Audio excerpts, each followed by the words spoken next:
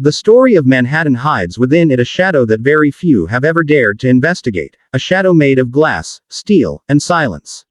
It is a building that thousands walk past every single day without ever knowing the truth of what lies behind its towering walls. In the heart of one of the busiest cities in the world stands a structure that is both invisible and unavoidable, an unmarked fortress in plain sight. Its history is tied to secrets, to surveillance, to whispers of intelligence operations that shaped not only America's destiny but global politics. This is not an ordinary skyscraper. This is the most secret building in Manhattan, and today, we will open the curtain to see what others have tried so hard to keep hidden. Hello everyone, welcome back to the World Conflict Monitor channel. Please don't forget to subscribe, because today's deep dive will take you into one of the most mysterious, tightly guarded, and least understood places in the United States. We are going to explore what makes this building unique, why it exists, how it functions, and the deeper truths it hides within its towering frame. From the outside, the structure appears as nothing more than an unmarked skyscraper. No windows, no signs of life, no advertisements, and no indication of its purpose. In a city where buildings scream for attention with flashing lights, logos, and architectural elegance, this one does the exact opposite. It absorbs attention and erases it. It is built like a fortress, a monolith rising above the streets with no intention of blending in, yet somehow it does. People pass it daily, and while some feel an eerie sense that something is different, most dismiss it as just another anonymous office block. The exterior is perhaps the most telling clue of its purpose. With sheer concrete walls reinforced with steel, it is designed to withstand more than just time.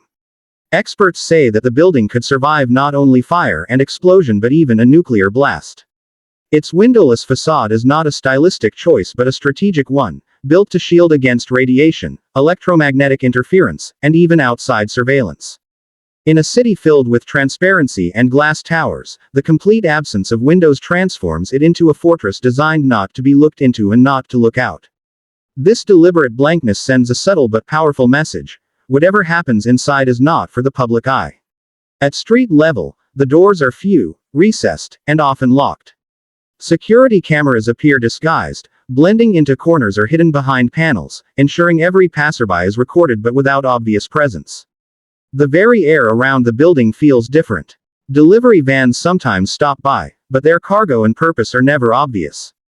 Guards are rarely visible, yet insiders suggest multiple layers of security exist, with personnel monitoring every angle through high-tech systems. This exterior is more than a physical shell, it is an identity. It tells you that secrecy is not only the function of this place but also its philosophy. It exists to conceal, to contain, and to protect information that is far more valuable than gold. While the Empire State Building boasts of tourism, while the World Trade Center became a symbol of resilience, this tower hides its symbolism behind anonymity. To many, it is simply known as 33 Thomas Street, but to those who study history, it has been whispered about as a hub for government surveillance and intelligence gathering.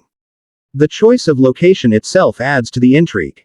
Why place a fortress of secrecy right in the middle of Manhattan, one of the most visible and crowded places on Earth? The answer lies in infrastructure. Beneath Manhattan runs one of the densest webs of communication cables, data lines, and telephone networks ever built. The building is not just placed here by accident, it is a nerve center built directly above the arteries of communication that pulse through the city and beyond. Its height and reinforced structure allow it to house massive telecommunications equipment, switching stations, and possibly even intelligence operations without interruption. Architecturally, the design rejects beauty in favor of durability. It was built in the 1970s, at a time when the Cold War was still shaping how America constructed its most critical infrastructure. The era demanded buildings that could withstand catastrophes, and so this structure was created as a kind of indestructible telephone fortress, ready to continue functioning even if the world outside fell into chaos.